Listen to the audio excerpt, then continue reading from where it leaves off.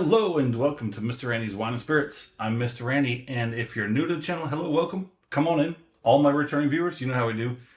Kind of on a time crunch, so I got that glass, and I'm like, oh man, all my glasses are dirty, and that one was left out with something in it, so I'm like, I gotta wash it real quick. Oh, but it's a good chance to wash my hands, even though somehow it still works out in the worst way. So today's final pour episode is going to be of the 1924 Don Reberto Sherry Cask finish, coming in at 40% alcohol by volume, 100% agave, the 750 standard tequila reposado. Boom. So let's go ahead and give you one last look at the backside. Sometimes, you just got to have one last look at that backside, otherwise it walks away. Don't love to see you leave, but I like to watch you go. Cork pop. Which one? This one? Oh, that was weak and pathetic. Weak and powerless over you. Okay, so this has been an interesting one. No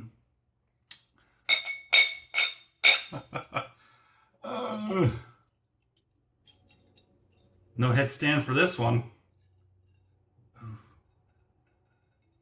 Okay, very, very, very interesting one because it came off the rip. Very heavy-handed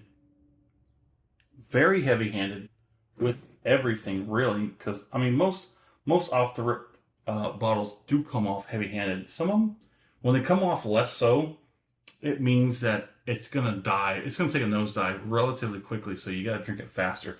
You get to know these things as you work down. Once you become more of a connoisseur of libations of sort, you sort of figure out how to deal with certain libations. Tequila, scotch, bourbons, you sort of build this sort of what's index in your head. And that's what I'm doing. Not intentionally, but it comes with the process.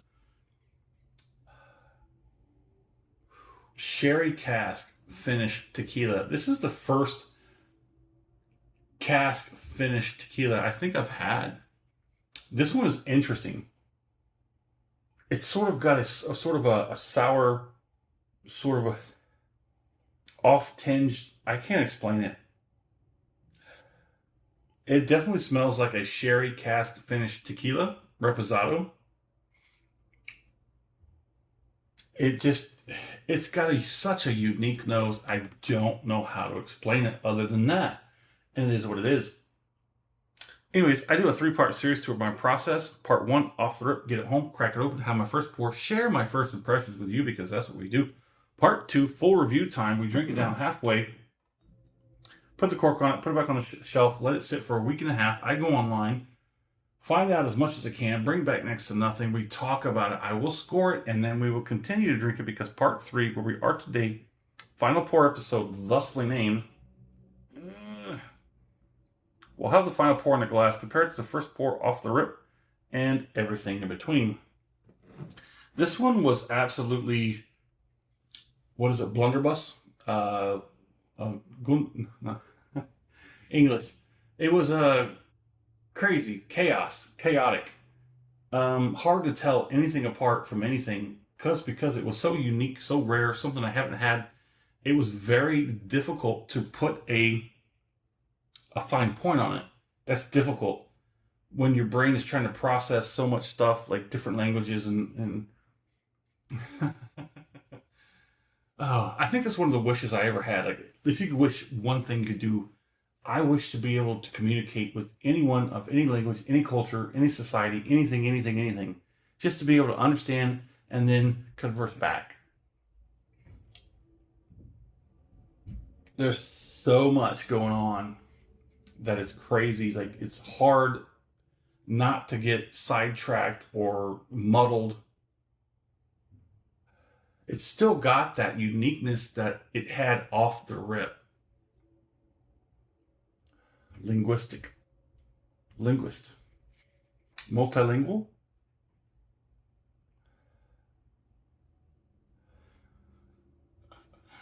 Oh. They tried to get me sign on as a linguist. I'm like, nah. Nah. I don't want to sit in a chair. Oh. It's still unique. It's still got that specialness to it. I know one person who's definitely been hanging on these videos for the Don Reberto.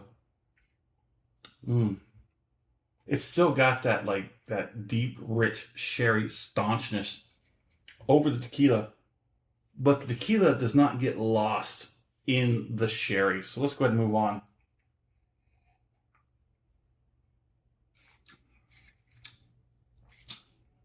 Mm, mm. It's, I'm going to say, I don't think most tequila drinkers would probably go for this unless you are a sherry finished Scotch drinker.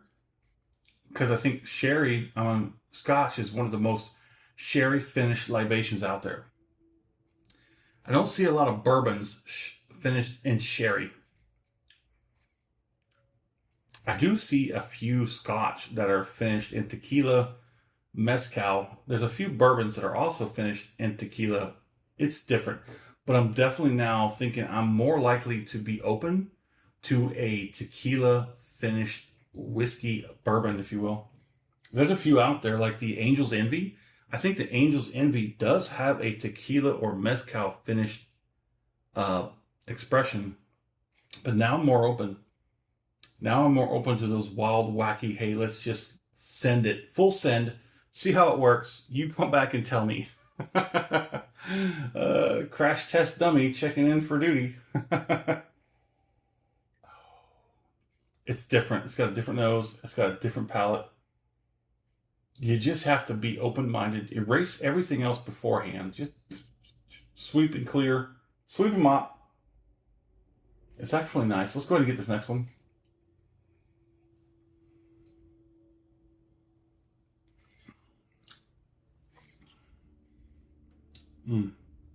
It's got good viscosity. Look at that. We'll tell you it looks better in the glass and it comes across the palate, but it comes across the palate pretty well enough. It's got that sweet, somewhat sickly tartness that you will get from sherry cask, but at the same time you get that robusted, roasted agave, slightly sweet caramel from the tequila, and it swirls together and it creates something completely new. I'm so glad I got the chance to have this bottle. It's something rare, something unique, something that I don't know. I haven't seen it done before. I've seen plenty of whiskeys or bourbons that are finished, or Scotch. There's a Scotch, the Ardna Merchant.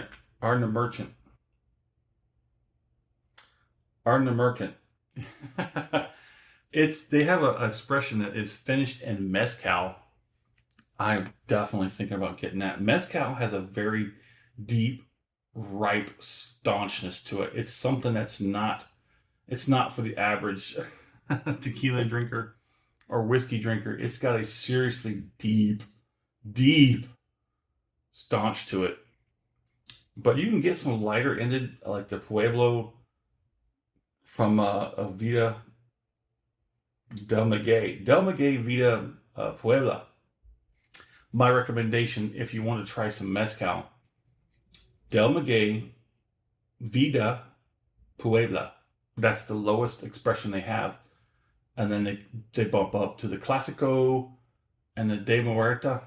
That's my next one. I'm going to try that one.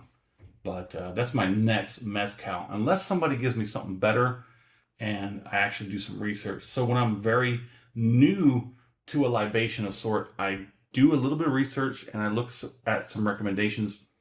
But here we are with tequila, where we're just throwing darts. We're throwing darts at a phone book in the dark. But only parameters I usually put on tequila are price point. $30 or $40 is a good solid range. I've paid $50 for a bottle of tequila. I paid $60 something for a bottle, and that $60 something bottle I kind of regret. I do chalk it off and just roll it into the tax, roll into the taxes as an experience. But if you like the video, go ahead and hit that thumbs up button. If you haven't subscribed to the channel as of yet, go ahead and do so now while you're at it. That way, all this content will come to you as soon as... Okay, there's a little more on this finish than I like, but we're going to do it.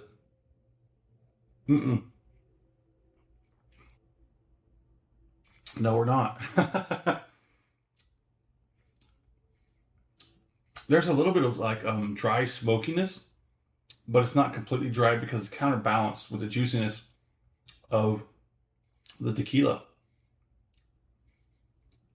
Oh man, this is such an interesting bottle because it's my first time with this crosses over a tequila and a sherry cask. I like it. I like it for its uniqueness, its absolute difference, and it's at a reasonable price point for an experience. To try this, to try something new, to test your range and willingness of how are you going to accept a libation. Because most tequilas fall within three categories: mid, low, mid, and high. The highs are all the gimmicky buzzwords: 100% agave, 100% additive free, organic, FDA, kosher.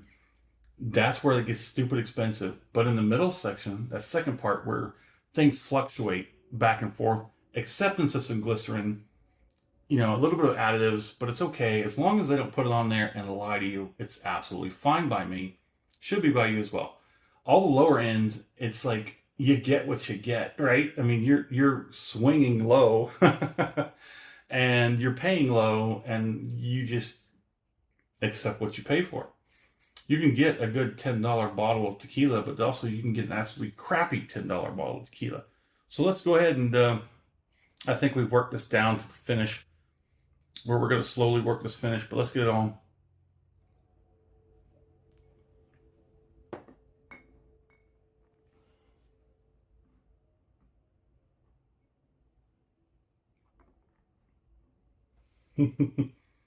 mm.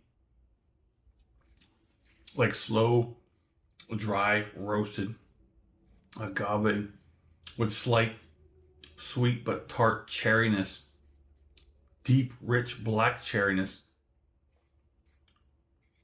I'm looking at you, JR. Oh, this is a unique one for sure. It's definitely worth the experience. You asked me if would I buy this again.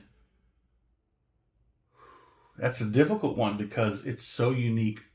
I haven't had any other like this. I haven't had any other finished tequila.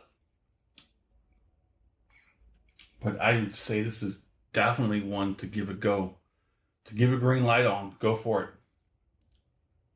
Oh man, it's cheeks, jowls, gums, lips. It's got everything. Relatively well-rounded. Okay, more cheeks than anything. Seriously, more cheeks than anything. What about the back end? Yeah, it's all well-rounded, like a 3. Everything's pretty much a 3 out of 5. It's nice that it's well-rounded.